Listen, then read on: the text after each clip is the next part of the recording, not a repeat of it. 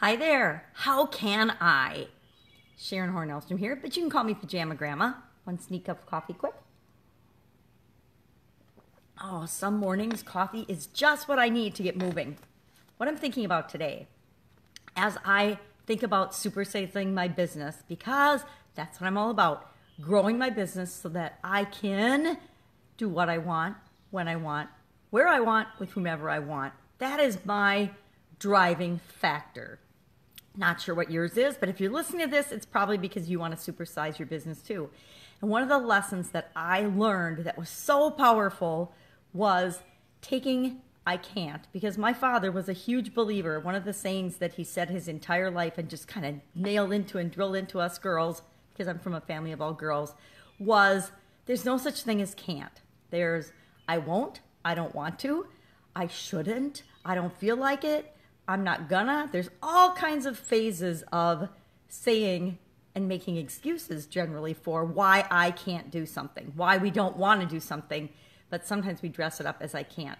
And I'm as guilty of that as the next person, actually maybe more so. Not of saying I can't, but using I can't or I don't know is another one I use a lot when I really don't want to do something, but I don't want to hurt somebody's feelings. But the question, how can I, totally turns around the belief, and which is always a false belief, the I can't statement. If I think I have to do everything myself in my business, and so I'm doing way too much and I'm working all the time, instead of saying I can't do this because I have to work all the time, what if I ask myself, how can I? How can I do this? How can I afford the help that I need to support me in my business without me working myself to death? How can I get a particular asset? So often in our businesses, we forget to be creative. We think that we have to do everything. We have to go to the bank. We have to go to a VC. We have to get the money ourselves. We have to do this. We have to do that. It's all BS. We don't have to do any of it. There are infinite ways that we can get anything we want to get done for our businesses, including supersizing them, including growing them. Guess what? The truth is, it's a lot easier to build and grow a huge supersized business than it is a small one, because everybody's trying to build a small one. Everybody wants a 6-figure or 7-figure business. Guess what? There's a lot fewer people trying to build a $100 million business. There's even fewer trying to build a $1 billion business. So the competition in those areas is minuscule. It's almost non-existent. But those building a 6-figure or 7-figure business, the competition is fierce. How many consultants or coaches or small business owners just want to make $100,000 a year? Like millions? So your competition is millions. But not that many want to build a $50 million consultancy or a $50 million a year coaching program, right? So there's almost no competition for that caliber of goods and services. So how can I? Ask yourself, how can I get the assets I need? How can I find the people that I need to bring into the fold to help me to build that supersized organization? Because one of my biggest beliefs and one of the things that prevented me from moving forward and building my business and supersizing it and growing it and getting the profits I needed for years, more years than I care to admit, was the belief that, and it's complete and utter nonsense, that I had to do everything myself, and that if I grew my business, I would have to work harder and it would probably kill me.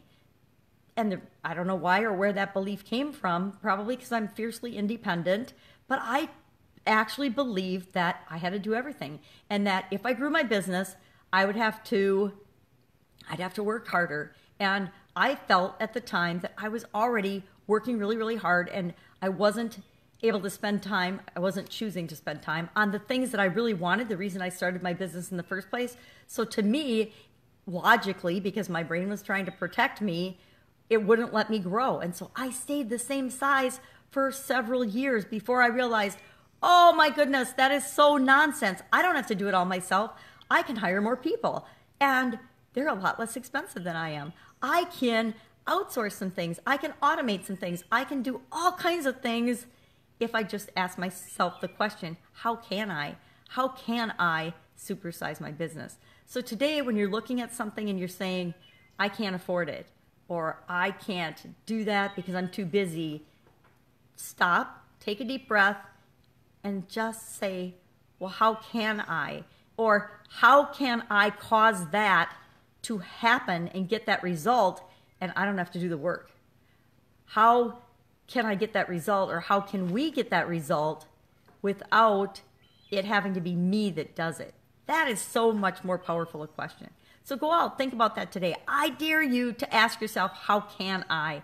And comment below one way that you found that you could supersize your business. Or you don't even have to have done it yet, but open your mind to the possibilities of how can I cause something to happen or get something done without it costing me more time, money, or resources. That's an awesome question to supersize your business.